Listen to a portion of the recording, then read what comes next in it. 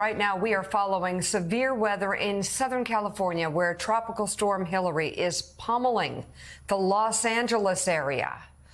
This is the Los Angeles metro area. The storm made landfall yesterday in Mexico and quickly moved north to the United States. Hilary is already smashing records for rainfall across California, with some parts of the state reporting nearly 3 inches of rain yesterday. Let's bring in meteorologist Bill Cairns. Bill, good to see you, but terrible circumstances. Give us the latest. Yeah, good morning. Great to be back with the family here. But this storm, it did exactly what we were afraid of. The wind was not a huge ordeal. We only have 50,000 people without power. It's been all about the rain, the mudslides, the landslides, the rock slides, the debris flows, the burn scar areas. There's hundreds, if not thousands, of scenes like this. There are roads washed out. There are communities that are cut off. You can't drive in. The roads aren't going to exist anymore. And these are mostly in the mountains to the north of L.A. and to the east of L.A. and San Diego, for that matter, too.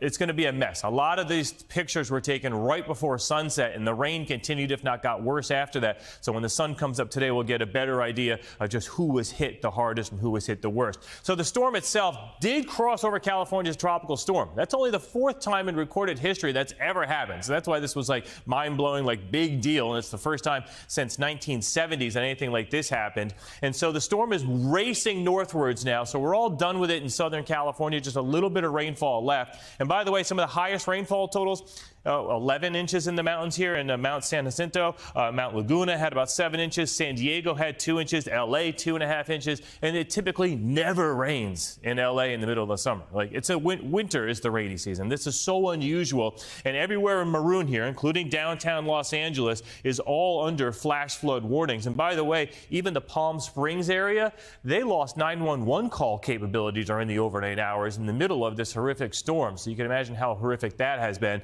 And flash flooding will continue today, mostly in areas of Nevada and Boise and areas to the north. And as you guys know, we're not quite done yet with this storm in the mountains. That's where some of the highest gusts will be. But again, not a ton of power outages. And how about this, Joe and Mika? Obviously, we're towards the peak of hurricane season. You guys know, and everyone on the Gulf and Florida, we're expecting an active season.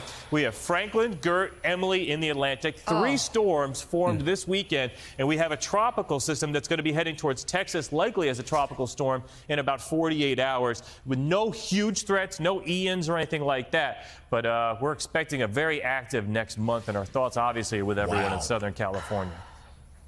All right, we'll be watching the Los Angeles area and beyond. Bill Cairns, thank you very much for that report. Good to see you.